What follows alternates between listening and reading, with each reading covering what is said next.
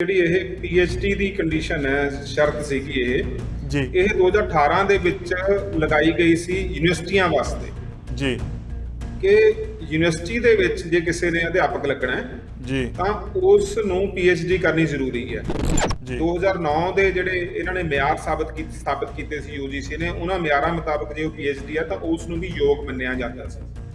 ਯਾਨੀ ਮੁੱਖ ਯੋਗਤਾ ਪਹਿਲਾਂ ਵੀ ਨੈਟ ਹੀ ਸੀ ਜੀ, ਪਰ ਛੋਟ ਮਿਲਦੀ ਸੀ ਨੈਟ ਤੋਂ ਜਿਸ ਨੇ ਪੀਐਚਡੀ ਕੀਤੀ ਹੋਈ ਹੈ। ਤੇ ਹੁਣ ਇਹਨਾਂ ਨੇ ਨਵਾਂ ਜਿਹੜਾ ਫਰਮਾਨ ਜਾਰੀ ਕੀਤਾ ਉਹਦੇ ਵਿੱਚ ਤਾਂ ਮਤਲਬ ਇਹ ਹੈ ਕਿ ਯੂਨੀਵਰਸਿਟੀਆਂ ਵਿੱਚ ਵੀ ਜੇ ਹੁਣ ਕਿਸੇ ਨੇ ਅਧਿਆਪਕ ਲੱਗਣਾ, ਅਸਿਸਟੈਂਟ ਪ੍ਰੋਫੈਸਰ ਲੱਗਣਾ, ਉਸ ਦੇ ਲਈ ਪੀਐਚਡੀ ਲਾਜ਼ਮੀ ਨਹੀਂ ਹੈ। ਇਸ ਤੋਂ ਜ਼ਿਆਦਾ ਵੱਡੀ ਗਿਣਤੀ ਦੇ ਵਿੱਚ ਜਿਹੜੀਆਂ ਖਾਲੀ ਅਸਾਮੀਆਂ ਨੇ ਉਹ ਸਟੇਟ ਯੂਨੀਵਰਸਿਟੀਆਂ ਦੇ, ਜਿਹੜੀਆਂ ਸਾਡੀਆਂ ਰਾਜਾਂ ਦੀਆਂ ਯੂਨੀਵਰਸਿਟੀਆਂ, ਜਿਵੇਂ ਪੰਜਾਬੀ ਯੂਨੀਵਰਸਿਟੀ ਆ, ਪੰਜਾਬੀ ਯੂਨੀਵਰਸਿਟੀ ਸੈਂਟਰਲ ਯੂਨੀਵਰਸਿਟੀ ਨਹੀਂ ਹੈ ਜੀ, ਇਹਦਾ ਡਾਟਾ ਉਹਦੇ ਵਿੱਚ ਸ਼ਾਮਲ ਨਹੀਂ ਹੈਗਾ ਜੀ, ਨਾ ਪੰਜਾਬ ਯੂਨੀਵਰਸਿਟੀ ਦਾ ਡਾਟਾ ਸ਼ਾਮਲ ਹੈ, ਨਾ ਗੁਰੂ ਨਾਨਕ ਦੇਵ ਯੂਨੀਵਰਸਿਟੀ ਦਾ ਡਾਟਾ ਸ਼ਾਮਲ ਹੈ। ਇਹ ਸਿਰਫ ਕੇਂਦਰੀ ਯੂਨੀਵਰਸਿਟੀਆਂ ਦਾ ਡਾਟਾ ਸ਼ਾਮਲ ਹੈ। ਤੇ ਉਸ ਤੋਂ ਬਾਅਦ ਪੀਐਚਡੀ ਵੀ ਜ਼ਰੂਰੀ ਨਹੀਂ ਹੈ। ਕੀ ਇਹਦੇ ਨਾਲ ਮਿਆਰ ਦੇ ਵਿੱਚ ਫਰਕ ਨਹੀਂ ਪਏਗਾ? ਉਚੇਰੀ ਸਿੱਖਿਆ ਦੇ ਵਿੱਚ ਨਿਗਾਰ ਨਹੀਂ ਆਏਗਾ? ਜਦੋਂ ਅਸੀਂ ਉਸ ਪਾਸੇ ਵੱਲ ਨਹੀਂ ਜਾਵਾਂਗੇ, ਖੋਜ ਕਰਨ ਵਾਲੇ ਵਿਅਕਤੀਆਂ ਨੂੰ, ਜਿਨ੍ਹਾਂ ਨੇ ਖੋਜ ਕੀਤੀ ਹੋਈ ਹੈ, ਉਹਨਾਂ ਵਿਅਕਤੀਆਂ ਨੂੰ ਯੂਨੀਵਰਸਿਟੀਆਂ 'ਚ ਨਿਯੁਕਤੀ ਨਹੀਂ ਦੇਵਾਂਗੇ ਜੀ, ਇਹਦਾ ਮਤਲਬ ਖੋਜ ਦਾ ਕੰਮ ਜਿਹੜਾ ਪ੍ਰਭਾਵਿਤ ਹੋਊ, ਤਾਂ ਉਸ ਦੇ ਕੋਲ ਇਸ ਤਰ੍ਹਾਂ ਦੀ ਸਮਰੱਥਾ ਨਹੀਂ ਹੋਗੀ। ਪਹਿਲੀ ਗੱਲ ਤਾਂ ਆਪ ਪੀਐਚਡੀ ਨਹੀਂ ਹੈਗਾ ਜੀ, ਤੇ ਪੀਐਚਡੀ ਕਰਵਾ ਨਹੀਂ ਸਕਦਾ। ਜੇ ਇਹਨਾਂ ਦੀ ਗਿਣਤੀ ਵੱਧ ਜੂਗੀ, ਇਹਦਾ ਮਤਲਬ ਖੋਜ ਯੂਨੀਵਰਸਿਟੀਆਂ ਦੇ ਵਿੱਚ ਉਨੀ ਹੀ ਮਿਕਦਾਰ ਦੇ ਵਿੱਚ ਘਟੂਗੀ, ਉਨੀ ਹੀ ਅਨੁਪਾਤ ਦੇ ਵਿੱਚ ਖੋਜ ਘਟੂਗੀ। ਇਹ ਇੱਕ ਚੀਜ਼ ਹੁੰਦੀ ਹੈ, ਅਸੀਂ ਕਹਿੰਦੇ ਹਾਂ ਕਿ ਇਹ ਕੋਈ ਸਾਜ਼ਿਸ਼ ਹੈ ਜੀ, ਤੇ ਕੋਈ ਇਸ ਤਰ੍ਹਾਂ ਦੀ ਯੋਜਨਾ ਬਣਦੀ ਹੈ ਜਿਸ ਨੇ ਵਿੱਦਿਆ ਦੇ ਨਿਗਾਰ ਦੇ ਵਿੱਚ ਯੋਗਦਾਨ ਪਾਉਣਾ। ਦੂਸਰੀ ਚੀਜ਼ ਹੁੰਦੀ ਹੈ ਜਿਹੜੀ ਵਿਜ਼ਨ, ਜਿਹਨੂੰ ਅਸੀਂ ਕਹਿੰਦੇ ਹਾਂ, ਉਸ ਦੀ ਕਮੀ ਜੀ। ਮੈਂ ਪਿਛਲੇ ਸਾਲਾਂ ਤੋਂ ਇਹ ਮਹਿਸੂਸ ਕਰਦਾ ਕਿ ਯੂਜੀਸੀ ਇੱਕ ਵਿਜ਼ਨ ਤੋਂ ਬਿਲਕੁਲ ਹੀ ਆਪਣਾ ਇੱਕ ਤਰ੍ਹਾਂ ਨਾਤਾ ਤੋੜ ਬੈਠੀ ਆ। ਇਹਦਾ ਮਤਲਬ ਹੁਣ ਜਿਹੜੇ ਨੈਟ ਦਾ ਢਾਂਚਾ ਵੀ ਹੈ, ਇਸ ਦੇ ਵਿੱਚ ਵੀ ਇੱਕ ਗੈਰ ਹਾਜ਼ਰੀ ਦੇ ਨਜ਼ਰ ਆਉਂਦੀ ਹੈ, ਜਿਹੜੀ ਵਿਜ਼ਨ ਦੀ ਗੈਰ ਹਾਜ਼ਰੀ। ਉਸ ਦੀ ਗੈਰ ਹਾਜ਼ਰੀ ਦੇ ਵਿੱਚ ਹਾਂਜੀ ਹਾਂਜੀ, ਪੂਰਾ ਕਰ ਲਓ ਜੀ, ਪੂਰਾ ਕਰ ਲਓ। ਹਾਂਜੀ, ਉਸ ਦੀ ਗੈਰ ਹਾਜ਼ਰੀ ਦੇ ਵਿੱਚ ਫਿਰ ਜਿਹੜਾ ਸਾਡਾ ਸਿੱਖਿਆ ਦੇਣ ਵਾਲਾ, ਸਿੱਖਿਆ ਪ੍ਰਾਪਤ ਕਰਨ ਵਾਲਾ, ਉਹਨਾਂ ਦਾ ਆਪਸ ਦੇ ਵਿੱਚ ਨਾਤਾ ਹੀ ਇਸ ਕਿਸਮ ਦਾ ਬਣ ਗਿਆ ਹੈ ਕਿ ਜਿਵੇਂ ਕੋਈ ਚੀਜ਼ ਜਿਹੜੀ ਹੈਗੀ ਆ ਬਹੁਤ ਬਾਹਰਮੁਖੀ ਰੂਪ ਦੇ ਵਿੱਚ ਸਿਖਾ ਦੇਣੀ ਆ, ਇੱਕ ਜਿਹਨੂੰ ਕਹਿੰਦੇ ਆਲੋਚਨਾਤਮਕ ਚਿੰਤਨ, ਕ੍ਰਿਟੀਕਲ ਥਿੰਕਿੰਗ। ਜੀ ਜੀ, ਸਤਿ ਸ਼੍ਰੀ ਅਕਾਲ। ਦੀ ਸਪੋਕਸਮੈਨ ਡਿਬੇਟ 'ਚ ਸਾਰੇ ਦਰਸ਼ਕਾਂ ਦਾ ਸਵਾਗਤ ਹੈ। ਹੋ ਸਕਦਾ ਹੈ ਕਿ ਅੱਜ ਦੀ ਡਿਬੇਟ ਤੁਹਾਡੇ ਬਹੁਤੀ ਪਸੰਦ ਦੀ ਨਾ ਹੋਵੇ, ਬਹੁਤੇ ਤੁਹਾਡੇ ਮੇਚ ਨਾ ਹੋਵੇ, ਕਿਉਂਕਿ ਗੱਲ ਸਿੱਖਿਆ ਦੀ ਕਰਨੀ ਹੈ, ਸਿੱਖਿਆ ਦੇ ਸੌਖੇ ਕੀਤੇ ਜਾ ਰਹੇ ਤੰਤਰ ਦੀ ਕਰਨੀ ਹੈ, ਔਰ ਭਰਤੀ ਦੇ ਨਿਯਮਾਂ ਦੇ ਵਿੱਚ ਕੀਤੇ ਜਾ ਰਹੇ ਮੁੜ ਕੇ ਜਿਹੜੇ ਬਦਲਾਅ ਨੇ ਉਸ ਬਾਬਤ ਕਰਨੀ ਹੈ। ਤੇ ਜਿਹੜਾ ਹੁਣ ਯੂਨੀਵਰਸਿਟੀ ਗ੍ਰਾਂਟ ਕਮਿਸ਼ਨ ਨੇ ਤਾਜ਼ਾ ਫੈਸਲਾ ਸੁਣਾਇਆ ਕਿ ਜੇਕਰ ਕੋਈ ਨੈਟ ਕੁਆਲੀਫਾਈ ਕਰ ਲੈਂਦਾ, ਜਿਹੜੀ ਕੌਮੀ ਐਲੀਜੀਬਿਲਟੀ ਟੈਸਟ ਹੈ, ਜੇਕਰ ਉਹਨੂੰ ਪਾਸ ਕਰ ਲੈਂਦਾ ਹੈ ਤਾਂ ਪੀਐਚਡੀ ਦੀ ਕੋਈ ਮਹੱਤਤਾ ਨਹੀਂ, ਪੀਐਚਡੀ ਕੋਈ ਜ਼ਰੂਰੀ ਨਹੀਂ। ਹੁਣ ਜਿਹੜੀ ਪੀਐਚਡੀ ਕੋਈ ਜ਼ਰੂਰੀ ਨਹੀਂ, ਕਿ ਇਸ ਨਾਲ ਪੀਐਚਡੀ ਦੀ ਮਹੱਤਤਾ ਵੀ ਘਟੂਗੀ, ਇਸ ਬਾਬਤ ਅਸੀਂ ਅੱਜ ਗੱਲਬਾਤ ਕਰਨੀ ਹੈ। ਕਿਉਂਕਿ ਅਸਿਸਟੈਂਟ ਪ੍ਰੋਫੈਸਰ ਨੂੰ ਲੈ ਕੇ ਜਿਹੜੀ ਹੁਣ ਭਰਤੀ ਪ੍ਰਕਿਰਿਆ ਰੱਖੀ ਹੈ, ਉਹਦੇ ਵਿੱਚ ਨੈਟ ਕੁਆਲੀਫਾਈ ਹੋਣਾ ਜ਼ਰੂਰੀ ਹੈ, ਪੀਐਚਡੀ ਦਾ ਹੋਣਾ ਜ਼ਰੂਰੀ ਨਹੀਂ ਹੈ। ਕਿ ਇਹਦੇ ਵਿੱਚ ਜਿਹੜੀ ਸਾਡੀ ਉਚੇਰੀ ਸਿੱਖਿਆ ਉਹਦੇ ਵਿੱਚ ਨਿਗਾਰ ਨਹੀਂ ਆਵੇਗਾ? ਅਜਿਹੇ ਬਹੁਤ ਸਾਰੇ ਸਵਾਲ ਨੇ ਜਿਨ੍ਹਾਂ ਨੂੰ ਲੈ ਕੇ ਅੱਜ ਗੱਲਬਾਤ ਕਰਾਂਗੇ। ਔਰ ਮੁਲਕ ਦੇ ਵਿੱਚ ਔਰ ਸੂਬੇ ਅੰਦਰ ਬਹੁਤ ਸਾਰੀਆਂ ਅਜਿਹੀਆਂ ਅਸਾਮੀਆਂ ਨੇ ਪ੍ਰੋਫੈਸਰਾਂ ਦੀਆਂ ਜਿਹੜੀਆਂ ਕਿ ਖਾਲੀ ਪਈਆਂ ਨੇ। ਔਰ ਜਿਹੜਾ ਰਾਜ ਸਭਾ ਦੇ ਵਿੱਚ ਪੇਸ਼ ਕੀਤਾ ਅੰਕੜਾ, ਜਿਹੜੀ ਸੈਂਟਰਲ ਯੂਨੀਵਰਸਿਟੀਜ਼ ਨੇ, ਉਹਦੇ ਵਿੱਚ 6028 ਦਾ ਅੰਕੜਾ ਰਾਜ ਸਭਾ ਦੇ ਵਿੱਚ ਪੇਸ਼ ਹੋਇਆ। ਔਰ ਜਿਹੜੇ ਆਈਆਈਟੀ ਨੇ ਉਹਦੇ ਵਿੱਚ 4526, ਔਰ ਜਿਹੜੇ ਆਈਆਈਐਮ ਕਾਲਜਿਸ ਨੇ ਉਹਨਾਂ ਦੇ 496, ਔਰ ਕੁੱਲ ਇਹਨਾਂ ਦੀ ਗਿਣਤੀ ਜਿਹੜੀ ਆ ਉਹ 11050 ਦੇ ਉੱਤੇ ਪਹੁੰਚ ਜਾਂਦੀ ਹੈ। ਇਹ ਤਾਂ ਸਰਕਾਰੀ ਅੰਕੜਾ ਹੈ। ਇਸ ਤੋਂ ਇਲਾਵਾ ਜਿਹੜੇ ਕੁਝ ਹੋਰ ਅੰਕੜੇ ਮਾਰਕੀਟ ਦੇ ਵਿੱਚ ਨੇ ਉਹ ਹੋਰ ਵੀ ਭਿਆਨਕ ਨੇ। ਔਰ ਕੀ ਇਹ ਜਿਹੜੀ ਬਾਰ-ਬਾਰ ਤਬਦੀਲੀ ਕਰਨੀ ਹੈ, ਕਦੇ ਪੀਐਚਡੀ ਜ਼ਰੂਰੀ ਹੁੰਦੀ ਹੈ, ਕਦੇ ਨਹੀਂ, ਇਹਦੇ ਉੱਤੇ ਵਿਦਿਆਰਥੀਆਂ ਦੇ ਉੱਤੇ ਕਿਹੋ ਜਿਹਾ ਪ੍ਰਭਾਵ ਪੈਂਦਾ ਹੈ? ਔਰ ਜਿਹੜੇ ਕਾਲਜਾਂ ਦੀਆਂ ਅਸਾਮੀਆਂ ਨੇ ਜਾਂ ਯੂਨੀਵਰਸਿਟੀ ਦੀਆਂ ਅਸਾਮੀਆਂ ਨੇ, ਕਿ ਉਹਨਾਂ ਦੇ ਵਿੱਚ ਕਿਸੇ ਤਰੀਕੇ ਬੰਦੇ ਫਿੱਟ ਕਰਨ ਦੀ ਕੋਈ ਪਲੈਨਿੰਗ ਹੁੰਦੀ ਹੈ? ਇਹ ਸਾਰੇ ਵਿਸ਼ੇ ਨੂੰ ਲੈ ਕੇ ਅਸੀਂ ਗੱਲ ਕਰਾਂਗੇ। ਪੰਜਾਬੀ ਯੂਨੀਵਰਸਿਟੀ ਪਟਿਆਲਾ ਪੰਜਾਬੀ ਵਿਭਾਗ ਦੇ ਸਾਬਕਾ ਮੁਖੀ ਰਹਿ ਚੁੱਕੇ ਤੇ ਹੁਣ ਉੱਥੇ ਪ੍ਰੋਫੈਸਰ ਤੇ ਪਬਲੀਕੇਸ਼ਨ ਬਿਊਰੋ ਨੂੰ ਜਿਹੜਾ ਹੈੱਡ ਕਰ ਰਹੇ ਡਾਕਟਰ ਸੁਰਜੀਤ ਸਿੰਘ ਇਸ ਚਰਚਾ ਸਾਡੇ ਨਾਲ ਜੁੜਿਆ। ਸਤਿ ਸ਼੍ਰੀ ਅਕਾਲ ਡਾਕਟਰ ਸਾਹਿਬ, ਤੁਹਾਡਾ ਸਵਾਗਤ ਹੈ ਜੀ। ਸਤਿ ਸ਼੍ਰੀ ਅਕਾਲ ਜੀ। ਸਤਿ ਸ਼੍ਰੀ ਅਕਾਲ, ਧੰਨਵਾਦ ਤੁਹਾਡਾ। ਡਾਕਟਰ ਸਾਹਿਬ, ਇਹ ਗੱਲ ਜ਼ਰੂਰ ਜਾਣਨੀ ਚਾਹਾਂਗੇ ਕਿ ਜਿਵੇਂ ਹੁਣ ਇਹ ਗੱਲ ਫੈਸਲਾ ਲਿਆ ਗਿਆ ਹੈ ਕਿ ਜੇਕਰ ਨੈਟ ਹੈ ਤਾਂ PhD ਦੀ ਜ਼ਰੂਰਤ ਨਹੀਂ, ਜਿਵੇਂ ਇਹ ਗੱਲ ਸੌਖਿਆਂ ਕਹਿ ਦਿੱਤੀ ਗਈ ਹੈ, ਔਰ ਵੈਸੇ ਹੀ ਅੱਜ ਕੱਲ੍ਹ ਜਿਸ ਤਰੀਕੇ ਦੀਆਂ ਜਿਹੜੇ ਵਿਚਾਰਾਂ ਨੇ, ਜਿਹੜੀਆਂ ਗੋਸ਼ਟੀਆਂ ਨੇ, ਉਹਨਾਂ ਦਾ ਪੱਧਰ ਡਿੱਗ ਰਿਹਾ ਹੈ ਤੇ PhD ਜਦੋਂ ਜ਼ਰੂਰੀ ਨਹੀਂ ਹੋਏਗੀ ਉਸ ਤੋਂ ਬਾਅਦ ਨੈਟ ਵੀ ਅੱਜ ਕੱਲ੍ਹ ਤਾਂ ਆਬਜੈਕਟਿਵ ਹੈ, ਸਬਜੈਕਟਿਵ ਨਹੀਂ ਹੈ, ਤੇ ਉੱਥੇ ਕਈ ਵਾਰ ਤੀਰ ਤੁੱਕਾ ਵੀ ਲੱਗ ਜਾਂਦਾ ਹੈ। ਤੇ ਇਹਦੇ ਨਤੀਜੇ ਕੀ ਨਿਕਲਣਗੇ, ਭਵਿੱਖ ਦੇ ਵਿੱਚ ਦੂਰਗਾਮੀ ਪ੍ਰਭਾਵ ਕੀ ਪੈਣਗੇ ਇਹਨਾਂ ਦੇ? ਅਨੰਦੂਤ, ਇੱਕ ਤਾਂ ਗੱਲ ਇੱਥੇ ਸਪਸ਼ਟ ਹੋਣੀ ਜ਼ਰੂਰੀ ਹੈ ਕਿ ਜਿਹੜੀ ਇਹ PhD ਦੀ ਕੰਡੀਸ਼ਨ ਹੈ, ਸ਼ਰਤ ਸੀਗੀ ਇਹ 2018 ਦੇ ਵਿੱਚ ਲਗਾਈ ਗਈ ਸੀ ਯੂਨੀਵਰਸਿਟੀਆਂ ਵਾਸਤੇ ਜੀ, ਕਿ ਯੂਨੀਵਰਸਿਟੀ ਦੇ ਵਿੱਚ ਜੇ ਕਿਸੇ ਨੇ ਅਧਿਆਪਕ ਲੱਗਣਾ ਹੈ ਜੀ ਤਾਂ ਉਸ ਨੂੰ PhD ਕਰਨੀ ਜ਼ਰੂਰੀ ਹੈ ਜੀ। ਕਾਲਜਾਂ ਦੇ ਵਿੱਚ ਉਦੋਂ ਵੀ ਇਹ ਜ਼ਰੂਰੀ ਨਹੀਂ ਸੀ। ਜਿਹੜੀ ਹੁਣ ਤੱਕ ਚੱਲਦੀ ਆ ਰਹੀ ਜਿਹੜੀ ਸਾਡੀ ਯੋਗਤਾ ਹੈਗੀ ਹੈ ਅਸਿਸਟੈਂਟ ਪ੍ਰੋਫੈਸਰ ਲੱਗਣ ਵਾਸਤੇ ਜੀ, ਉਹ ਯੋਗਤਾ ਇਹ ਹੈ ਕਿ ਜਾਂ ਤਾਂ ਵਿਦਿਆਰਥੀ ਜਿਹੜਾ ਕੈਂਡੀਡੇਟ ਹੈ, ਉਮੀਦਵਾਰ ਹੈ, ਉਹ ਨੈਟ ਪਾਸ ਹੋਵੇ ਜਾਂ ਸਲੈਟ ਪਾਸ ਹੋਵੇ, ਤੇ ਜੇ ਉਹ ਪਾਸ ਨਹੀਂ ਹੈਗਾ, ਜੇ ਉਹ PhD ਹੈ, 2009 ਦੇ ਜਿਹੜੇ ਇਹਨਾਂ ਨੇ ਮਿਆਰ ਸਾਬਤ ਕੀਤੇ ਸੀ UGC ਨੇ, ਉਹਨਾਂ ਮਿਆਰਾਂ ਮੁਤਾਬਕ ਜੇ ਉਹ PhD ਹੈ ਤਾਂ ਉਸ ਨੂੰ ਵੀ ਯੋਗ ਮੰਨਿਆ ਜਾਂਦਾ ਸੀ। ਯਾਨੀ ਮੁੱਖ ਯੋਗਤਾ ਪਹਿਲਾਂ ਵੀ ਨੈਟ ਹੀ ਸੀ ਜੀ, ਪਰ ਛੋਟ ਮਿਲਦੀ ਸੀ ਨੈਟ ਤੋਂ ਜਿਸ ਨੇ PhD ਕੀਤੀ ਹੋਈ ਹੈ ਜੀ। 2018 ਦੇ ਵਿੱਚ ਜਿਹੜੇ ਸਾਡੇ MHRD ਮਿਨਿਸਟਰ ਸੀਗੇ, ਉਹਨਾਂ ਨੇ ਇਹ ਐਲਾਨ ਕੀਤਾ ਕਿ ਯੂਨੀਵਰਸਿਟੀਆਂ ਦੇ ਵਿੱਚ ਇਸ ਤੋਂ ਬਾਅਦ ਜਿਹੜੀ ਨਿਯੁਕਤੀ ਹੈਗੀ ਆ ਉਹ ਸਿਰਫ PhD ਵਾਲੇ ਉਮੀਦਵਾਰ ਨੂੰ ਹੀ ਦਿੱਤੀ ਜਾਊਗੀ। ਕਾਲਜਾਂ ਦੇ ਵਿੱਚ ਕੋਈ ਵੀ ਜਿਹੜਾ ਉਮੀਦਵਾਰ ਹੈ ਉਹ ਅਸਿਸਟੈਂਟ ਪ੍ਰੋਫੈਸਰ ਬਣ ਸਕਦਾ ਜੇ ਉਸਨੇ ਨੈਟ ਕੀਤਾ ਹੋਇਆ, ਪਰ ਯੂਨੀਵਰਸਿਟੀਆਂ ਦੇ ਵਿੱਚ ਇਸ ਤੋਂ ਬਾਅਦ PhD ਲਾਜ਼ਮੀ ਕੀਤੀ ਜਾਊਗੀ।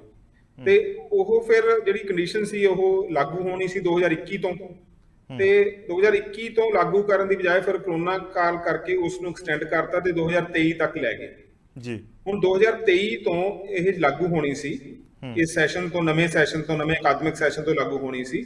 ਤੇ ਹੁਣ ਇਹਨਾਂ ਨੇ ਨਵਾਂ ਜਿਹੜਾ ਫਰਮਾਨ ਜਾਰੀ ਕੀਤਾ, ਉਹਦੇ ਵਿੱਚ ਤਾਂ ਮਤਲਬ ਇਹ ਹੈ ਕਿ ਯੂਨੀਵਰਸਿਟੀਆਂ ਵਿੱਚ ਵੀ ਜੇ ਹੁਣ ਕਿਸੇ ਨੇ ਅਧਿਆਪਕ ਲੱਗਣਾ, ਅਸਿਸਟੈਂਟ ਪ੍ਰੋਫੈਸਰ ਲੱਗਣਾ, ਉਸ ਦੇ ਲਈ PhD ਲਾਜ਼ਮੀ ਨਹੀਂ ਹੈ। ਇਹ ਇੱਕ ਤੱਕ ਚੌਕੜ ਦਾ ਇਹ ਹੈ ਜੀ। ਅਗਲਾ ਮੁੱਦਾ ਹੈਗਾ ਕਿ PhD ਨੂੰ ਯੂਨੀਵਰਸਿਟੀਆਂ ਦੇ ਵਿੱਚ ਲਾਜ਼ਮੀ ਨਾ ਰੱਖਣ ਦਾ ਆਧਾਰ ਕੀ ਹੈ, ਤਰਕ ਕੀ ਹੈ? ਜਿਹੜਾ ਆਧਾਰ ਜਾਂ ਤਰਕ ਦਿੱਤਾ ਜਾ ਰਿਹਾ ਹੈ ਉਹ ਹੈਗਾ ਕਿ ਬਹੁਤ ਸਾਰੀਆਂ ਅਸਾਮੀਆਂ ਖਾਲੀ ਪਈਆਂ ਨੇ। ਇੱਕ ਮੈਂ ਤੁਹਾਨੂੰ ਇਹ ਵੀ ਦੱਸ ਦਿਆਂ ਕਿ ਜਿਹੜਾ ਇਹ ਡਾਟਾ ਪੇਸ਼ ਹੋਇਆ, ਇਹ ਡਾਟਾ ਸਿਰਫ ਕੇਂਦਰੀ ਯੂਨੀਵਰਸਿਟੀਆਂ ਨਾਲ ਸੰਬੰਧਿਤ ਹੈ। ਬਿਲਕੁਲ, ਹਾਂਜੀ। ਇਸ ਤੋਂ ਜ਼ਿਆਦਾ ਵੱਡੀ ਗਿਣਤੀ ਦੇ ਵਿੱਚ ਜਿਹੜੀਆਂ ਖਾਲੀ ਅਸਾਮੀਆਂ ਨੇ ਉਹ ਸਟੇਟ ਯੂਨੀਵਰਸਿਟੀਆਂ ਦੇ, ਜਿਹੜੀਆਂ ਸਾਡੀਆਂ ਰਾਜਾਂ ਦੀਆਂ ਯੂਨੀਵਰਸਿਟੀਆਂ, ਜਿਵੇਂ ਪੰਜਾਬੀ ਯੂਨੀਵਰਸਿਟੀ ਹੈ, ਪੰਜਾਬੀ ਯੂਨੀਵਰਸਿਟੀ ਸੈਂਟਰਲ ਯੂਨੀਵਰਸਿਟੀ ਨਹੀਂ ਹੈ ਜੀ, ਇਹਦਾ ਡਾਟਾ ਉਹਦੇ ਵਿੱਚ ਸ਼ਾਮਲ ਨਹੀਂ ਹੈਗਾ ਜੀ। ਨਾ ਪੰਜਾਬ ਯੂਨੀਵਰਸਿਟੀ ਦਾ ਡਾਟਾ ਸ਼ਾਮਲ ਹੈ, ਨਾ ਗੁਰੂ ਨਾਨਕ ਦੇਵ ਯੂਨੀਵਰਸਿਟੀ ਦਾ ਡਾਟਾ ਸ਼ਾਮਲ ਹੈ। ਇਹ ਸਿਰਫ ਕੇਂਦਰੀ ਯੂਨੀਵਰਸਿਟੀਆਂ ਦਾ ਡਾਟਾ ਸ਼ਾਮਲ ਹੈ ਜੀ। ਤੇ ਜਦੋਂ ਉਹ ਡਾਟਾ ਸ਼ਾਮਲ ਕਰ ਲਾਂਗੇ ਤਾਂ ਉਹ ਬਹੁਤ ਵੱਡੀ ਗਿਣਤੀ ਹੈ ਜਿਹੜੀ ਕਿ ਅਸਿਸਟੈਂਟ ਪ੍ਰੋਫੈਸਰ ਦੀਆਂ, ਐਸੋਸੀਏਟ ਪ੍ਰੋਫੈਸਰ ਦੀਆਂ, ਪ੍ਰੋਫੈਸਰਾਂ ਦੀਆਂ ਅਸਾਮੀਆਂ ਖਾਲੀ ਪਈਆਂ ਨੇ। ਤੇ ਉਹਨਾਂ ਦੇ ਖਾਲੀ ਪਈਆਂ ਹੋਣ ਦਾ ਕਾਰਨ ਇੱਕੋ ਇੱਕ ਸਿਰਫ ਇਹ ਨਹੀਂ ਹੈਗਾ ਕਿ PhD ਉਮੀਦਵਾਰ ਉਪਲਬਧ ਨਹੀਂ ਹੈ ਜੀ, ਇੱਕੋ ਇੱਕ ਕਾਰਨ ਨਹੀਂ ਹੈਗਾ ਜੀ। ਇਸ ਤੋਂ ਵਧੇਰੇ ਕਾਰਨ ਨੇ, ਕਿਉਂਕਿ ਲੰਬੇ ਸਮੇਂ ਤੋਂ ਸਾਡੀ ਯੂਨੀਵਰਸਿਟੀ ਦੇ ਵਿੱਚ, ਮੈਨੂੰ ਪਤਾ ਹੈ, ਸਾਡੀਆਂ ਪੰਜਾਬ ਦੀਆਂ ਯੂਨੀਵਰਸਿਟੀਆਂ ਬਾਰੇ ਪਤਾ ਹੈ ਕਿ ਉੱਥੇ ਲੰਬੇ ਸਮੇਂ ਤੋਂ ਭਰਤੀ ਪ੍ਰਕਿਰਿਆ ਰੋਕੀ ਹੋਈ ਹੈ, ਕਿਉਂਕਿ ਉੱਥੇ ਵਿੱਤੀ ਸਾਧਨ ਮੁਹੱਈਆ ਨਹੀਂ ਕਰਵਾਏ ਜਾ ਰਹੇ ਜੀ। ਇਸ ਕਰਕੇ ਭਰਤੀਆਂ ਨਹੀਂ ਹੋ ਰਹੀਆਂ, ਨਾ ਕਿ ਇਸ ਕਰਕੇ ਕਿ PhD ਉਪਲਬਧ ਨਹੀਂ ਹੈ ਜੀ। ਪਰ ਇਹਦੇ ਭਵਿੱਖ ਦੇ ਵਿੱਚ ਨਤੀਜੇ ਕੀ ਹੋਣਗੇ? ਜਦੋਂ ਮੈਂ ਪਹਿਲਾਂ ਵੀ ਤੁਹਾਨੂੰ ਸਵਾਲ ਪੁੱਛਿਆ ਸੀਗਾ ਵੀ ਜਦੋਂ ਸਾਡੇ ਕੋਲੇ ਨੈਟ ਤਾਂ ਅੱਜ ਕੱਲ੍ਹ ਆਬਜੈਕਟਿਵ ਹੈ, ਸਬਜੈਕਟਿਵ ਹੈ ਨਹੀਂ, ਤੇ ਉਸ ਤੋਂ ਬਾਅਦ PhD ਵੀ ਜ਼ਰੂਰੀ ਨਹੀਂ ਹੈ, ਕੀ ਇਹਦੇ ਨਾਲ ਮਿਆਰ ਦੇ ਵਿੱਚ ਫਰਕ ਨਹੀਂ ਪਏਗਾ? ਉਚੇਰੀ ਸਿੱਖਿਆ ਦੇ ਵਿੱਚ ਨਿਗਾਰ ਨਹੀਂ ਆਏਗਾ? ਹਾਂ, ਚਲੋ ਮੈਂ ਪਹਿਲੀ ਗੱਲ ਜੇ ਮੈਨੂੰ ਅਸੀਂ ਸਪਸ਼ਟ ਹੋ ਜਾਵੇ ਕਿ ਮੁੱਦੇ ਜਿਹੜੇ ਹੈਗੇ ਨੇ ਉਹਦੇ ਵੱਲ ਆਪਾਂ ਜਾ ਸਕੀਏ। ਅਗਲਾ ਮੁੱਦਾ ਹੈਗਾ ਕਿ PhD ਦੇ ਨਾ ਹੋਣ ਦਾ, ਯੂਨੀਵਰਸਿਟੀਆਂ ਦੇ ਵਿੱਚ ਅਧਿਆਪਕ ਜਦੋਂ PhD ਤੋਂ ਬਿਨਾਂ ਨਿਯੁਕਤ ਹੋਣਗੇ ਤਾਂ ਉਹਦਾ ਕੀ ਅਸਰ ਪਊਗਾ, ਜਾਂ ਕੀ ਅਸਰ ਹੁਣ ਤੱਕ ਜਦੋਂ ਅਸੀਂ ਯੂਨੀਵਰਸਿਟੀਆਂ ਦੇ ਵਿੱਚ ਅਧਿਆਪਕ ਨਿਯੁਕਤ ਕਰਦੇ ਹਾਂ। ਹਾਂਜੀ, ਪਹਿਲੀ ਗੱਲ ਤਾਂ ਇਹ ਹੈ ਕਿ ਯੂਨੀਵਰਸਿਟੀ ਜਿਹੜੀ ਹੈਗੀ ਆ ਉਸ ਦਾ ਮੁੱਖ ਜ਼ੋਰ ਖੋਜ ਦੇ ਉੱਪਰ ਜੀ ਅਤੇ ਨਵੇਂ ਤਰ੍ਹਾਂ ਦੇ ਜਿਹੜੇ ਅਸੀਂ ਆਪਣੀ ਕੌਮ ਦੇ ਵਾਸਤੇ ਕੰਮ ਵਿਆਉਂਦੇ ਆ ਉਹਨਾਂ ਦੀ ਯੋਜਨਾਬੰਦੀ ਦੇ ਉੱਪਰ, ਤੇ ਇੱਕ ਅਕਾਦਮਿਕ ਜਿਹਨੂੰ ਵਿਜ਼ਨ ਕਹਿੰਦੇ ਆ, ਦ੍ਰਿਸ਼ਟੀ ਕਹਿੰਦੇ ਨੇ, ਉਸ ਨੂੰ ਉਸਾਰਨ ਦੇ ਉੱਪਰ ਹੁੰਦਾ ਹੈ ਯੂਨੀਵਰਸਿਟੀਆਂ ਦਾ ਜ਼ੋਰ। ਤੇ ਉੱਥੇ ਜਿਹੜੇ ਅਧਿਆਪਕ ਚਾਹੀਦੇ ਹੁੰਦੇ ਨੇ, ਉਹਨਾਂ ਦੀ ਜਿਹੜੀ ਮੁੱਖ ਓਰੀਐਂਟੇਸ਼ਨ ਜਾਂ ਮੁੱਖ ਝੁਕਾਅ ਜਾਂ ਰੁਝਾਨ ਹੋਣਾ ਚਾਹੀਦਾ, ਉਹ ਖੋਜ ਵੱਲ ਹੋਣਾ ਚਾਹੀਦਾ। ਹੂੰ ਤੇ ਜਦੋਂ ਅਸੀਂ ਉਸ ਪਾਸੇ ਵੱਲ ਨਹੀਂ ਜਾਵਾਂਗੇ, ਖੋਜ ਕਰਨ ਵਾਲੇ ਵਿਅਕਤੀਆਂ ਨੂੰ, ਜਿਨ੍ਹਾਂ ਨੇ ਖੋਜ ਕੀਤੀ ਹੋਈ ਹੈ, ਉਹਨਾਂ ਵਿਅਕਤੀਆਂ ਨੂੰ ਯੂਨੀਵਰਸਿਟੀਆਂ 'ਚ ਨਿਯੁਕਤੀ ਨਹੀਂ ਦੇਵਾਂਗੇ, ਜੀ, ਇਹਦਾ ਮਤਲਬ ਖੋਜ ਦਾ ਕੰਮ ਜਿਹੜਾ ਪ੍ਰਭਾਵਿਤ ਹੋਊਗਾ। ਹੂੰ ਤੇ ਯੂਨੀਵਰਸਿਟੀਆਂ ਦੇ ਵਿੱਚ ਅਸਿਸਟੈਂਟ ਪ੍ਰੋਫੈਸਰ ਲੱਗਣਾ ਮਹਿਜ ਇੱਕ ਨੌਕਰੀ ਪ੍ਰਾਪਤ ਕਰਨਾ ਨਹੀਂ ਹੁੰਦਾ, ਇੱਕ ਵੱਡੀ ਜ਼ਿੰਮੇਵਾਰੀ ਵਾਲਾ ਕੰਮ ਹੁੰਦਾ ਹੈ, ਜਿਸ ਦੇ ਵਿੱਚ ਉਸ ਨੇ ਅਧਿਆਪਨ ਦੇ ਨਾਲ ਮਹੱਤਵਪੂਰਨ ਕੰਮ ਜਿਹੜਾ ਹੈਗਾ ਉਹ ਖੋਜ ਦਾ ਕਰਨਾ ਹੁੰਦਾ ਹੈ, ਤੇ ਅਧਿਆਪਨ ਨੂੰ ਫੈਲਾਉਣ ਦੇ ਵਾਸਤੇ ਜਿਹੜਾ ਨਵੀਂ ਦ੍ਰਿਸ਼ਟੀ ਹੈਗੀ ਆ ਤੇ ਨਵੀਂ ਯੋਜਨਾਬੰਦੀ ਆ, ਉਸ ਪਾਸੇ ਜਾਣਾ ਹੁੰਦਾ। ਜਦੋਂ ਕੋਈ ਵਿਅਕਤੀ ਮਹਿਜ ਨੈਟ ਸਲੈਟ ਪਾਸ ਹੈ ਜੀ, ਤਾਂ ਉਸ ਦੇ ਕੋਲ ਇਸ ਤਰ੍ਹਾਂ ਦੀ ਸਮਰੱਥਾ ਨਹੀਂ ਹੋਗੀ। ਪਹਿਲੀ ਗੱਲ ਤਾਂ ਆਪ PhD ਨਹੀਂ ਹੈਗਾ ਜੀ, ਤੇ PhD ਕਰਵਾ ਨਹੀਂ ਸਕਦਾ। ਕਰਵਾ ਸਕਦਾ। ਜੇ ਇਹਨਾਂ ਦੀ ਗਿਣਤੀ ਵੱਧ ਜੂਗੀ, ਇਹਦਾ ਮਤਲਬ ਖੋਜ ਯੂਨੀਵਰਸਿਟੀਆਂ ਦੇ ਵਿੱਚ ਉਨੀ ਹੀ ਮਿਕਦਾਰ ਦੇ ਵਿੱਚ ਘਟੂਗੀ, ਉਨੀ ਹੀ ਅਨੁਪਾਤ ਦੇ ਵਿੱਚ ਖੋਜ ਘਟੂਗੀ। ਹਾਂਜੀ, ਉਸ ਤਰ੍ਹਾਂ ਦੀ ਖੋਜ ਨਹੀਂ ਕਰ ਪਾਊਗਾ, ਹੂੰ ਖੋਜ ਨਹੀਂ ਕਰਵਾ ਪਾਊਗਾ, ਕਿਉਂਕਿ ਉਸ ਦੀ ਜ਼ਿੰਮੇਵਾਰੀ ਖੋਜ ਕਰਵਾਉਣਾ ਵੀ ਹੈ। ਹੂੰ ਹੁੰਦਾ ਕੀ ਹੈ ਕਿ ਜਦੋਂ ਬੰਦਾ ਕੋਈ ਨੈਟ ਸਲੈਟ ਪਾਸ ਕਿਸੇ ਵਿਭਾਗ ਦੇ ਵਿੱਚ ਆ ਜਾਂਦਾ ਹੈ, ਹਾਂਜੀ, ਤਾਂ ਉਹ ਫਿਰ ਉਸ ਵਿਭਾਗ ਦੇ ਵਿੱਚ ਪਹਿਲੇ ਸਾਲਾਂ ਦੇ ਵਿੱਚ, ਜਦੋਂ ਉਹਦੀ ਆਪਣੀ PhD ਨਹੀਂ ਹੈਗੀ, ਤਾਂ ਖੋਜ ਨਾਲ ਨਹੀਂ ਜੁੜ ਸਕਦਾ, ਖੋਜ ਜੀ। ਨਹੀਂ ਕਰਵਾ ਰਿਹਾ ਹੁੰਦਾ। ਉਹ ਫਿਰ ਆ ਕੇ ਖੋਜ ਕਰਦਾ ਜੀ, ਤੇ ਉਹ ਖੋਜ ਕਰਦਾ ਇੱਕ ਤਰ੍ਹਾਂ ਨਾਲ ਉਸ ਯੂਨੀਵਰਸਿਟੀ ਦੇ ਉੱਪਰ ਉਹਦਾ ਵਿੱਤੀ ਬੋਝ ਪੈਂਦਾ, ਜਿਹੜੀ ਉਹਨੇ ਪਹਿਲਾਂ ਕਰਕੇ ਆਉਣੀ ਸੀ। ਹੂੰ ਤਾਂ ਉਹ ਆਪਣੇ ਕੰਮਕਾਰ ਦੇ ਨਾਲ PhD ਕਰਨ ਦੀ ਕੋਸ਼ਿਸ਼ ਕਰਦਾ, ਜਿਹੜੇ ਲੋਕ ਕੋਸ਼ਿਸ਼ ਕਰਦੇ ਨੇ। ਹੂੰ ਤਾਂ ਉਹ ਕਈ ਵਾਰ ਉਹਦੇ ਵਿੱਚ ਛੁੱਟੀ ਲੈ ਕੇ ਕੋਸ਼ਿਸ਼ ਕਰਦਾ, ਫਿਰ ਉਹ ਤੇ ਕਹਿਣ ਤੋਂ ਭਾਵ ਜਿਹੜੀ ਜ਼ਿੰਮੇਵਾਰੀ ਹੁੰਦੀ ਹੈ ਉਹ ਵੀ ਪ੍ਰਭਾਵਿਤ ਹੁੰਦੀ ਹੈ। ਬਿਲਕੁਲ, ਤੁਸੀਂ ਦੇਖੋ ਕਿ ਜੇ ਛੁੱਟੀ ਲੈ ਕੇ ਕਰੂਗਾ ਉਹ, ਤਾਂ ਅਸੀਂ ਉਹਨੂੰ ਵਿਦ ਪੇ ਛੁੱਟੀ ਦਿੰਨੇ ਆ ਕਿ ਉਹਨੂੰ ਖੋਜ ਕਰਨੀ ਹੈ, ਤਾਂ ਤਨਖਾਹ ਸਮੇਤ ਉਸ ਨੂੰ ਛੁੱਟੀ ਤੇ ਭੇਜਿਆ ਜਾਂਦਾ। ਯਾਨੀ ਤਨਖਾਹ ਲਊਗਾ ਯੂਨੀਵਰਸਿਟੀ ਤੋਂ, ਜੀ, ਪਰ ਉਹ ਆਪਣੀ PhD ਕਰੂਗਾ, PhD ਹੈ ਨਾ। ਫਿਰ ਉਹ ਯੋਗ ਹੋਊਗਾ ਇਸ ਗੱਲ ਦੇ ਕਿ ਉਹ ਖੋਜ ਕਰਵਾ ਸਕਦਾ ਹੋਵੇ। ਤਾਂ ਮਤਲਬ 7-8 ਸਾਲ ਪਹਿਲੇ ਉਹ ਇਸ ਗੱਲ ਦੇ ਵਿੱਚ ਨਿਕਲ ਜਾਣਗੇ ਕਿ ਉਹ ਖੋਜ ਕਰਨ ਦੇ ਕਾਬਿਲ ਨਹੀਂ ਹੋਊਗਾ, ਖੋਜ ਕਰਵਾਉਣ ਦੇ ਕਾਬਿਲ ਨਹੀਂ ਹੋਊਗਾ, ਤਾਂ ਯੂਨੀਵਰਸਿਟੀ ਦੇ ਵਿੱਚ ਉਸ ਤਰ੍ਹਾਂ ਦਾ ਯੋਗਦਾਨ ਨਹੀਂ ਪਾ ਸਕੂਗਾ ਜਿਸ ਤਰ੍ਹਾਂ ਦਾ ਯੋਗਦਾਨ ਉਹਨੂੰ ਯੂਨੀਵਰਸਿਟੀ ਦੇ ਵਿੱਚ ਪਾਉਣ ਵਾਸਤੇ ਨਿਯੁਕਤ ਕੀਤਾ ਜਾਏ। ਕੀ ਡਾਕਟਰ ਸਾਹਿਬ ਇਹ ਜਿਹੜੀ ਨਵੀਂ ਸਿੱਖਿਆ ਨੀਤੀ ਹੈ ਉਹਦਾ ਹਿੱਸਾ, ਜਿਵੇਂ ਤੁਸੀਂ ਕਹਿੰਦੇ ਹੋ ਕਿ ਅਸਾਮੀਆਂ ਤਾਂ ਵੈਸੇ ਹੀ ਬਹੁਤ ਖਾਲੀ ਪਈਆਂ ਨੇ, ਵੀ ਅਸਾਮੀਆਂ ਭਰਨ ਵੱਲ ਕੋਈ ਇਹ ਕਦਮ ਨਹੀਂ ਹੈ? ਇਹ ਦੋ ਇਹਦੇ ਪਹਿਲੂ ਬਣਦੇ ਨੇ ਜੀ। ਜੀ, ਇੱਕ ਤਾਂ ਹੈਗਾ ਨਵੀਂ ਸਿੱਖਿਆ ਨੀਤੀ, ਬਾਅਦ ਦੇ ਵਿੱਚ ਗੱਲ ਆਉਂਦੀ ਹੈ। ਪਹਿਲਾਂ ਹੈਗਾ ਜਿਹੜਾ ਸਾਡਾ 1990 ਤੋਂ ਬਾਅਦ ਦਾ ਸਮੁੱਚਾ ਆਰਥਿਕ ਮਾਡਲ ਹੈ, ਜਿਸ ਦੇ ਵਿੱਚ ਕਿ ਲਗਾਤਾਰ ਉਚੇਰੀ ਸਿੱਖਿਆ ਨੂੰ ਦੁਜੈਲਾ ਬਣਾਇਆ ਗਿਆ। ਜੀ, ਉਸ ਦੇ ਵਿੱਚ ਜਿਹੜੀ ਫੰਡਾਂ ਦੀ ਵੱਡੇ ਪੱਧਰ ਦੇ ਉੱਪਰ, ਲਗਭਗ ਸਾਰੇ ਪੱਧਰਾਂ ਦੇ ਉੱਪਰ ਹੀ ਕਮੀ ਆਉਣੀ ਸ਼ੁਰੂ ਹੈ। ਸੈਂਟਰਲ ਯੂਨੀਵਰਸਿਟੀਆਂ ਦੇ ਵਿੱਚ ਉਹ ਪ੍ਰਭਾਵ ਬਾਅਦ ਦੇ ਵਿੱਚ ਆ ਕੇ ਪੈਣਾ ਸ਼ੁਰੂ ਹੁੰਦਾ ਹੈ। ਪਹਿਲਾਂ ਉਹ ਜਿਹੜੀਆਂ ਸਾਡੀਆਂ ਰਾਜ ਦੀਆਂ ਯੂਨੀਵਰਸਿਟੀਆਂ ਨੇ, ਜਿਹਨੂੰ ਅਸੀਂ ਸਟੇਟ ਯੂਨੀਵਰਸਿਟੀਆਂ ਕਹਿੰਦੇ ਹਾਂ, ਉਹਨਾਂ ਦੇ ਉੱਪਰ ਪੈਣਾ ਸ਼ੁਰੂ ਹੁੰਦਾ ਜੀ, ਤੇ ਉਸ ਤੇ ਚੱਲਦਿਆਂ ਹੋਇਆਂ ਵੱਡੇ ਪੱਧਰ ਦੇ ਉੱਪਰ ਅਸਾਮੀਆਂ ਖਾਲੀ ਰਹਿਣੀਆਂ ਸ਼ੁਰੂ ਹੁੰਦੀਆਂ ਨੇ। ਤੇ ਤੁਸੀਂ ਇਹ ਸਰਵੇ ਕਰ ਲਓ ਪੰਜਾਬ ਦੇ ਵਿੱਚ, ਤਾਂ ਪੰਜਾਬ ਦੇ ਵਿੱਚ ਲਗਭਗ 50% ਅਸਾਮੀਆਂ ਤਾਂ ਯੂਨੀਵਰਸਿਟੀਆਂ ਦੇ ਵਿੱਚ ਖਾਲੀ ਨੇ ਜੀ, ਤੇ ਬਹੁਤ ਵੱਡੇ 70%, 70-80% ਅਸਾਮੀਆਂ ਸਰਕਾਰੀ ਕਾਲਜਾਂ 'ਚ ਖਾਲੀ ਨੇ, ਹੈ ਨਾ। ਹੁਣ ਇਹਦਾ ਮਤਲਬ ਉੱਥੇ ਤਾਂ ਕੋਈ ਦਿੱਕਤ ਨਹੀਂ ਹੈਗੀ ਕਿ PhD ਰੱਖਣਾ ਸੀਗਾ ਸਰਕਾਰੀ ਕਾਲਜਾਂ ਦੇ ਵਿੱਚ, ਬਿਲਕੁਲ, ਤੇ ਉਹ ਅਸਾਮੀਆਂ ਖਾਲੀ ਰੱਖੀਆਂ ਹੋਈਆਂ ਨੇ। ਉਹਦਾ ਕਾਰਨ, ਉਹਦਾ ਪਿਛੋਕੜ ਹੈਗਾ ਕਿ ਜਿਹੜੀ ਨਵੀਂ ਸਾਡੀ ਆਰਥਿਕ ਨੀਤੀ ਹੈ 1990 ਤੋਂ ਬਾਅਦ ਦੀ, ਉਸ ਨੀਤੀ ਦੇ ਕਰਕੇ ਉਹ ਵੱਡੇ ਪੱਧਰ ਦੇ ਉੱਪਰ ਅਸਾਮੀਆਂ ਖਾਲੀ ਨੇ। ਦੂਸਰੀ ਚੀਜ਼ ਜਿਹੜੀ ਹੈਗੀ ਆ ਕਿ ਯੂਨੀਵਰਸਿਟੀਆਂ ਦੇ ਵਿੱਚ ਅਸਾਮੀਆਂ ਖਾਲੀ ਨੇ। ਇਹਨੂੰ ਹੁਣ ਆਪਾਂ ਜਦੋਂ ਜੋੜਦੇ ਹਾਂ ਨਵੀਂ ਵਿੱਦਿਆ ਨੀਤੀ ਦੇ ਨਾਲ, ਨਵੀਂ ਵਿੱਦਿਆ ਨੀਤੀ ਦੇ ਵਿੱਚ ਬਹੁਤ ਸਾਰੇ ਹੋਰ ਪਹਿਲੂਆਂ ਦੇ ਨਾਲ ਇੱਕ ਮਹੱਤਵਪੂਰਨ ਪਹਿਲੂ ਹੈ ਕਿ ਉਹਦੇ ਵਿੱਚ ਅਧਿਆਪਕਾਂ ਦੀ ਨਿਯੁਕਤੀ ਨੂੰ ਲੈ ਕੇ, ਯਾਨੀ ਸਕੂਲ ਤੋਂ ਲੈ ਕੇ ਯੂਨੀਵਰਸਿਟੀਆਂ ਤੱਕ ਜਿਹੜਾ ਵਿਅਕਤੀ ਉੱਥੇ ਪੜ੍ਹਾਉਣ ਲਈ ਨਿਯੁਕਤ ਹੋਣਾ ਹੈ, ਉਸ ਦੀਆਂ ਯੋਗਤਾਵਾਂ, ਉਹਨੂੰ ਜਿਹੜੀ ਤਨਖਾਹ ਦਿੱਤੀ ਜਾਣੀ ਹੈ, ਜਾਂ ਜਿਹੜੇ ਉਹਦੇ ਵਾਸਤੇ ਵਿੱਤੀ ਸਰੋਤ ਚਾਹੀਦੇ ਨੇ, ਉਹਨਾਂ ਦਾ ਜ਼ਿਕਰ ਤੱਕ ਨਹੀਂ ਜੀ, ਕਿ ਮਤਲਬ ਜਿਹਨੇ ਪੜ੍ਹਾਉਣਾ ਉਹਨੂੰ ਫੰਡ ਕਿੱਥੋਂ ਦੇਣੇ ਨੇ। ਕੋਈ ਵੀ ਵਿੱਦਿਆ ਨੀਤੀ ਇਸ ਤਰ੍ਹਾਂ ਦੀ ਪਹਿਲਾਂ ਨਹੀਂ ਆਈ ਜਿਹਦੇ ਵਿੱਚ ਇਸ ਤਰ੍ਹਾਂ ਦੇ ਪ੍ਰਬੰਧ ਨਾ ਕੀਤੇ ਜਾਣ ਕਿ ਆਹ ਚੀਜ਼ਾਂ ਅਸੀਂ ਇਹਦੇ ਵਿੱਚ ਸ਼ਾਮਿਲ ਕਰਾਂਗੇ ਤੇ ਇਹਨਾਂ ਦਾ ਵਿੱਤੀ ਪ੍ਰਬੰਧ ਇਹਨਾਂ ਸਰੋਤਾਂ ਤੋਂ ਹੋਊਗਾ। ਇੱਥੋਂ ਤੱਕ ਕਿ ਅਧਿਆਪਕਾਂ ਦੀ ਤਨਖਾਹ ਦਾ ਜ਼ਿਕਰ ਨਹੀਂ ਹੈ, ਉੱਥੇ ਲਿਖਿਆ ਕੰਪਨਸੇਸ਼ਨ। ਯਾਨੀ ਉੱਥੇ ਤਨਖਾਹ ਨਹੀਂ ਹੈਗੀ ਕਿ ਅਸੀਂ ਉਹਦੇ ਤੋਂ ਅਸੀਂ ਇੰਨੀ ਤਨਖਾਹ ਦੇਵਾਂਗੇ ਜਾਂ ਇੰਨੇ ਪੈਸੇ ਉਹਨੂੰ ਦਿੱਤੇ ਜਾਣਗੇ। ਉਹਨੂੰ ਕਹਿੰਦੇ ਉਹਨੂੰ ਇਸ ਗੱਲ ਲਈ ਕੰਪਨਸੇਟ ਕੀਤਾ ਜਾਊਗਾ ਜਿਹੜਾ ਅਧਿਆਪਨ ਕਰ ਰਿਹਾ।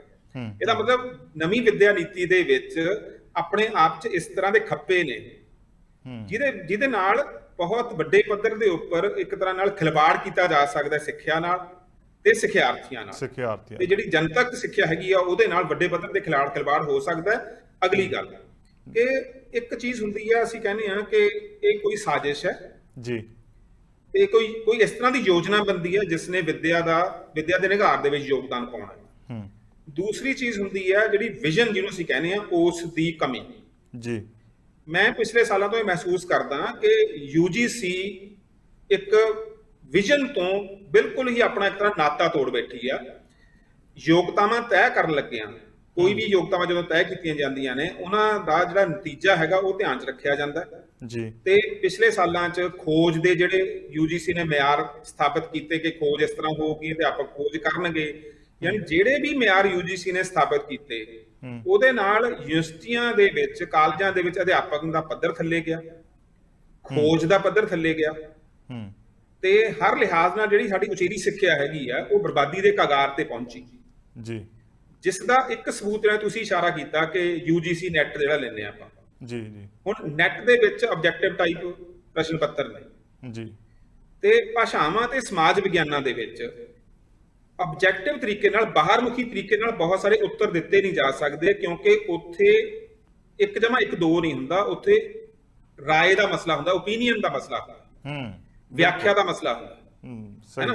ਅਗਲੀ ਗੱਲ ਭਾਸ਼ਾ ਦਾ ਮਸਲਾ ਹੁੰਦਾ, ਜਿਵੇਂ ਸਾਡੇ ਜਿਹੜੇ ਵਿਸ਼ੇ ਨੇ, ਜਿਵੇਂ ਅੰਗਰੇਜ਼ੀ, ਪੰਜਾਬੀ ਤੇ ਬਹੁਤ ਸਾਰੇ ਇਸ ਤਰ੍ਹਾਂ ਦੇ ਵਿਸ਼ੇ, ਇਹਨਾਂ ਵਿੱਚ ਭਾਸ਼ਾ ਬੜੀ ਮਹੱਤਵਪੂਰਨ ਹੁੰਦੀ ਹੈ। ਸਮਾਜ ਵਿਗਿਆਨਾਂ ਦੇ ਵਿੱਚ ਵੀ ਭਾਸ਼ਾ ਮਹੱਤਵਪੂਰਨ ਹੁੰਦੀ ਹੈ। ਬਿਲਕੁਲ। ਹੁਣ ਬੰਦੇ ਨੂੰ ਵਾਕ ਲਿਖਣਾ ਨਹੀਂ ਆਉਂਦਾ ਜੀ, ਤੇ ਉਸ ਦੇ ਵਾਕ ਦੇ ਲਿਖਣ ਦਾ ਕੋਈ ਇਮਤਿਹਾਨ ਨਹੀਂ ਲਿਆ ਗਿਆ, ਉਸਨੇ ਨੈਟ ਪਾਸ ਕਰ ਲੈਣਾ ਜੀ, ਤੇ ਉਹ ਕੱਲ ਨੂੰ ਅਧਿਆਪਕ ਲੱਗ ਜੂਗਾ, ਤੇ ਜਿਸ ਨੇ ਅੱਗੇ ਵਾਕ ਲਿਖਣਾ ਸਿਖਾਉਣਾ ਹੈ ਜੀ।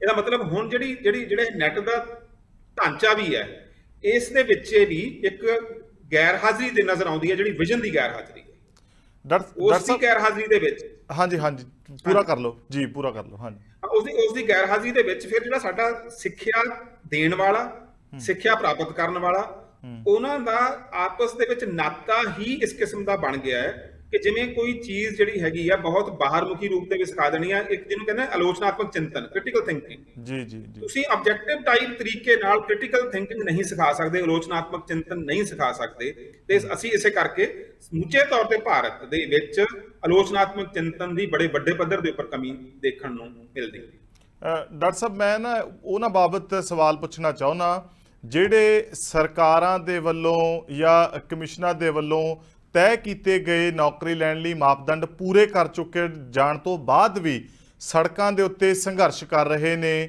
ਕੱਚੇ ਪੱਕੇ ਹੋਣ ਲਈ ਕਰ ਰਹੇ ਨੇ, ਬੇਰੁਜ਼ਗਾਰ ਰੁਜ਼ਗਾਰ ਲਈ ਕਰ ਰਿਹਾ ਹੈ, ਤੇ ਜਦੋਂ ਅਜਿਹਾ ਫਰਮਾਨ ਆਉਂਦਾ ਹੈ ਤੇ ਉਹਨਾਂ ਦੇ ਉੱਤੇ ਕੀ ਅਸਰ ਪਏਗਾ? ਜਿਸ ਬੰਦੇ ਨੇ ਗ੍ਰੈਜੂਏਸ਼ਨ ਤੋਂ ਬਾਅਦ, ਮਾਸਟਰ ਤੋਂ ਬਾਅਦ MPhil ਕਰਤੀ, ਉਹਦੇ ਦਰਮਿਆਨ ਨੈਟ ਵੀ ਕੀਤਾ ਤੇ PhD ਦਾ ਆਪਣਾ ਖੋਜ ਕਾਰਜ ਵੀ ਬੜੀ ਇਮਾਨਦਾਰੀ ਨਾਲ ਨੇਪਰੇ ਚਾੜਿਆ, ਤੇ MA ਤੋਂ ਬਾਅਦ ਕੋਈ ਮੇਰੇ ਵਰਗੇ ਦਾ ਟੱਲਾ ਸੂਤ ਆ ਗਿਆ ਆਬਜੈਕਟਿਵ ਦੇ ਵਿੱਚ, ਉਹ ਕਲੀਅਰ ਹੋ ਗਿਆ, ਤੇ ਉਸ ਬੰਦੇ ਦੇ ਉੱਤੇ ਕੀ ਅਸਰ ਪਊਗਾ ਇਹਦਾ?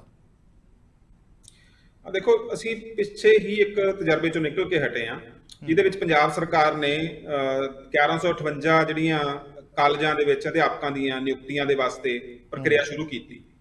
ਉਸ ਪ੍ਰਕਿਰਿਆ ਦੇ ਵਿੱਚ ਉਹਨਾਂ ਨੇ ਜਿਹੜੀ ਯੋਗਤਾਵਾਂ ਬਣਾਈਆਂ, ਉਹ ਸੀਗਾ ਕਿ ਬੰਦਾ MA ਹੋਵੇ ਜਾਂ ਨੈਟ ਪਾਸ ਹੋਵੇ, ਜਾਂ ਉਵੇਂ ਉਸੇ ਤਰ੍ਹਾਂ ਨਾਲ ਜਿਵੇਂ UGC ਦੀ ਯੋਗਤਾ ਸੀਗੀ ਕਿ PhD ਹੋਵੇ, ਤਾਂ ਨੈਟ ਤੋਂ ਛੋਟ ਵੀ ਹੈਗੀ ਉਸ ਨੂੰ। ਪਰ ਉਹਦੇ ਵਿੱਚ ਜਦੋਂ ਸਾਰਾ ਕ੍ਰਾਈਟੇਰੀਆ ਬਣ ਰਿਹਾ ਸੀਗਾ, ਉਹਦੇ ਵਿੱਚ ਨਾ ਤਜਰਬੇ ਦੇ ਅੰਕ ਸੀ ਜੀ, ਨਾ ਉਹਦੇ ਵਿੱਚ ਉਚੇਰੀ ਯੋਗਤਾ ਦੇ ਅੰਕ ਸੀ ਕਿ ਬੰਦੇ ਨੇ PhD ਕੀਤੀ, MPhil ਕੀਤੀ ਆ, ਉਹਦੇ ਅੰਕ ਸੀ, ਨਾ ਉਸਦੇ ਪ੍ਰਕਾਸ਼ਨ ਦੇ ਕੋਈ ਅੰਕ ਸੀ। ਉਸ ਦੇ ਵਿੱਚ ਸੀਗਾ ਕਿ ਜਿਹਨੇ MA ਕੀਤੀ ਹੈ ਤੇ ਨੈਟ ਪਾਸ ਕੀਤਾ, ਉਹ ਵੀ ਪੇਪਰ ਦੇਵੇ, ਉਵੇਂ ਹੀ ਪੇਪਰ ਦੇ ਕੇ ਇੱਕ ਟੈਸਟ ਜਿਹੜਾ ਹੈਗਾ ਉਹ ਵੀ ਆਬਜੈਕਟਿਵ ਟਾਈਪ, ਉਹਨੂੰ ਕ੍ਰਾਈਟੇਰੀਆ ਬਣਾ ਲਿਆ ਜੀ। ਤਾਂ ਉਸ ਦੇ ਸਿੱਟੇ ਵਜੋਂ ਇਹੋ ਜਿਹੇ ਬਹੁਤ ਹੀ ਯੋਗ ਉਮੀਦਵਾਰ ਜਿਹੜੇ ਲੰਬੇ ਅਨੁਭਵ ਵਾਲੇ ਸੀ ਜੀ, ਜ਼ਿਆਦਾ ਯੋਗਤਾ ਵਾਲੇ ਸੀ, ਉਹ ਤਾਂ ਰਹਿ ਗਏ ਜੀ। ਜਿਨ੍ਹਾਂ ਨੇ ਤਾਜ਼ਾ ਸਿਲੇਬਸ ਪੜ੍ਹ ਕੇ MA ਦੇ ਪੱਧਰ ਦੀ ਜਿਹੜੀ ਤਿਆਰੀ ਕੀਤੀ ਹੋਈ ਸੀ, ਨੈਟ ਦਾ ਕੀਤਾ ਹੋਇਆ ਸੀ, ਨੈਟ ਪਾਸ ਕੀਤਾ ਸੀਗਾ, ਉਹ ਪਾਸ ਹੋ ਗਏ, ਉਹ ਜ਼ਿਆਦਾ ਅੰਕ ਲੈ ਗਏ, ਹੈ ਨਾ। ਇਹਦਾ ਮਤਲਬ ਕੀ ਹੈ ਕਿ ਇਹਦਾ ਮਤਲਬ ਜਿਹੜੇ ਬੰਦੇ ਦਾ ਖੋਜ ਦੇ ਵਿੱਚ, ਪ੍ਰਕਾਸ਼ਨ ਦੇ ਵਿੱਚ, ਸਿਰਜਣਾਤਮਕਤਾ ਦੇ ਵਿੱਚ ਰੁਚੀ ਹੈ, ਤੇ ਜਿਹਦੇ ਕੋਲ ਅਨੁਭਵ ਹੈ, ਉਸ ਨੂੰ ਕੋਈ ਵੀ ਇੱਕ ਤਰ੍ਹਾਂ ਨਾਲ ਉਹਨੂੰ ਪਹਿਲ ਨਹੀਂ ਦਿੱਤੀ ਗਈ, ਜਿਸ ਕਰਕੇ ਉਹ ਸਾਰਾ ਮਸਲਾ ਵੀ ਖਰਾਬ ਹੋਇਆ। ਕਿਉਂਕਿ ਉਮਰ ਦੀ ਹੱਦ ਸੀਮਾ ਦੇ ਉੱਪਰ ਵੀ ਕਾਫੀ ਇਸ ਗੱਲ ਦੇ ਉੱਪਰ ਡਿਬੇਟ ਹੋਇਆ ਕਿ ਜਿਹੜੇ ਸੀਨੀਅਰ ਬੰਦੇ ਸੀਗੇ ਉਹਨਾਂ ਨੂੰ ਪਹਿਲਾਂ ਅਯੋਗ ਕਰਾਰ ਦਿੱਤਾ ਗਿਆ, ਬਾਅਦ ਦੇ ਵਿੱਚ ਉਹਨਾਂ ਨੂੰ ਸ਼ਾਮਿਲ ਕਰ ਲਿਆ ਗਿਆ, ਤੇ ਬੜੇ ਤਰ੍ਹਾਂ ਦੀ ਮੁਕੱਦਮੇਬਾਜ਼ੀ ਹੋਈ ਉਸ ਦੇ ਵਿੱਚ। ਤਾਂ ਉਹ ਸਾਰੀ ਜਿਹੜੀ ਪ੍ਰਕਿਰਿਆ ਸੀਗੀ, ਉਹਨੇ ਵੀ ਬਹੁਤ ਨਿਰਾਸ਼ਾ ਲੋਕਾਂ ਦੇ ਵਿੱਚ ਫੈਲਾਈ ਜੀ ਉਹਦੇ ਵਿੱਚ ਜਿਹੜੇ ਪੁਰਾਣੇ ਅਨੁਭਵ ਵਾਲੇ ਜਿਨ੍ਹਾਂ ਦੀਆਂ PhDਆਂ ਕੀਤੀਆਂ ਹੋਈਆਂ ਨੇ, ਉਚੇਰੀ ਸਿੱਖਿਆ ਵਾਲੇ ਨੇ, ਉਹਨਾਂ ਨੂੰ ਕਾਫੀ ਨਿਰਾਸ਼ਾ ਦਾ ਸਾਹਮਣਾ ਕਰਨਾ ਪਿਆ। ਤੇ ਇਹ ਜ਼ਾਹਰ ਹੈ ਕਿ ਹੁਣ ਵੀ ਜਦੋਂ ਇਸ ਤਰ੍ਹਾਂ ਦੀ ਪ੍ਰਕਿਰਿਆ ਸ਼ੁਰੂ ਕਰਾਂਗੇ ਅਸੀਂ, ਜਿਹਦੇ ਵਿੱਚ ਨੈਟ ਕੱਲਾ ਜਿਹੜਾ ਹੈਗਾ ਉਹੀ ਮਹੱਤਵਪੂਰਨ ਹੋਊਗਾ ਤੇ PhD ਤੇ ਉਚੇਰੀ ਸਿੱਖਿਆ ਤੇ ਖੋਜ ਮਹੱਤਵਪੂਰਨ ਨਹੀਂ ਹੋਊਗੀ, ਪ੍ਰਕਾਸ਼ਨ ਨਹੀਂ ਮਹੱਤਵਪੂਰਨ ਹੋਊਗਾ, ਤਾਂ ਇਸ ਦਾ ਨੁਕਸਾਨ ਹੀ ਸਮੁੱਚੇ ਤੌਰ ਤੇ ਨਾ ਕੇਵਲ ਉਹਨਾਂ ਉਮੀਦਵਾਰਾਂ ਨੂੰ ਜਿਨ੍ਹਾਂ ਨੇ ਉਚੇਰੀ ਸਿੱਖਿਆ ਲਈ ਹੋਈ ਹੈ ਉਹਨਾਂ ਨੂੰ ਨੁਕਸਾਨ ਹੋਊਗਾ, ਸਗੋਂ ਸਮੁੱਚੇ ਤੌਰ ਤੇ ਵਿਦਿਆਰਥੀਆਂ ਨੂੰ ਤੇ ਸਾਡੇ ਸਮੁੱਚੇ ਵਿਦਿਆ ਦੇ ਢਾਂਚੇ ਨੂੰ ਨੁਕਸਾਨ ਹੋਊਗਾ। ਜੀ ਡਾਕਟਰ ਸਾਹਿਬ, ਉਮੀਦ ਕਰਦਾ ਲਾਹਾ ਲੈਣ ਵਾਲੇ ਇਸ ਚਰਚਾ ਦਾ ਲਾਹਾ ਲੈਣਗੇ, ਸੁਣਨਗੇ, ਸਮਝਣ ਵਾਲੇ ਜਿਨ੍ਹਾਂ ਨੂੰ PhD MPhil ਜਾਂ ਹੋਰ ਖੋਜ ਕਾਰਜ ਫਾਲਤੂ ਦੇ ਲੱਗਦੇ, ਬੇਮਾਇਨੇ ਲੱਗਦੇ ਆ, ਤੇ ਉਹਨਾਂ ਨੂੰ ਇਹ ਚਰਚਾ ਵੀ ਜਿਹੜੀ ਹੈ ਉਹ ਬੇਮਾਇਨੇ ਲੱਗੇਗੀ, ਜਿਵੇਂ ਕਿ ਨੈਟ ਤੇ PhD ਦਾ ਆਪਾਂ ਅੰਤਰ ਕੱਢਿਆ। ਬਹਿਰਹਾਲ ਇਹਨਾਂ ਸ਼ਬਦਾਂ ਦੇ ਨਾਲ ਮੈਂ ਤੁਹਾਡਾ ਧੰਨਵਾਦ ਕਰਦਾ, ਤੁਸੀਂ ਸਮਾਂ ਕੱਢਿਆ। ਸਤਿ ਸ਼੍ਰੀ ਅਕਾਲ ਜੀ। ਸਤਿ ਸ਼੍ਰੀ ਅਕਾਲ। ਸੋ ਇਹ ਸਨ ਡਾਕਟਰ ਸੁਰਜੀਤ ਸਿੰਘ, ਮੁਖੀ ਰਹਿ ਚੁੱਕੇ ਪੰਜਾਬੀ ਯੂਨੀਵਰਸਿਟੀ ਪੰਜਾਬੀ ਵਿਭਾਗ ਦੇ, ਤੇ ਹੁਣ ਇਸ ਵੇਲੇ ਡਾਇਰੈਕਟਰ ਪਬਲੀਕੇਸ਼ਨ ਬਿਊਰੋ। ਗੱਲ ਹੋ ਰਹੀ ਸੀਗੀ UGC ਦੇ ਵੱਲੋਂ ਜਾਰੀ ਕੀਤੇ ਗਏ ਨਵੇਂ ਫਰਮਾਨ ਦੀ ਕਿ PhD ਦੀ ਹੁਣ ਜ਼ਰੂਰਤ ਨਹੀਂ ਰਹਿ ਗਈ ਹੈ, ਪਰ ਉਸ ਤੋਂ ਬਾਅਦ ਉਹਦੇ ਉੱਤੇ ਪੈਣ ਵਾਲੇ ਪ੍ਰਭਾਵ ਦੇ ਉੱਤੇ ਕੀਤੀ ਚਰਚਾ ਨੂੰ ਜ਼ਰੂਰ ਸੁਣ ਲੈਣਾ, ਸ਼ਾਇਦ ਜਿਹੜਾ ਆ ਰਿਹਾ ਉਚੇਰੀ ਸਿੱਖਿਆ ਦੇ ਵਿੱਚ ਨਿਗਾਰ ਹੈ ਉਹਦੇ ਵਾਲੇ ਪਾਸੇ ਜਿਹੜੀਆਂ ਹੋ ਰਹੀਆਂ ਯੋਜਨਾਵਾਂ ਨੇ, ਸਾਜ਼ਿਸ਼ਾਂ ਨੇ, ਉਸ ਤੋਂ ਪਰਦਾ ਚੁੱਕਿਆ ਤੁਹਾਨੂੰ ਨਜ਼ਰ ਆ ਸਕਦਾ ਹੈ।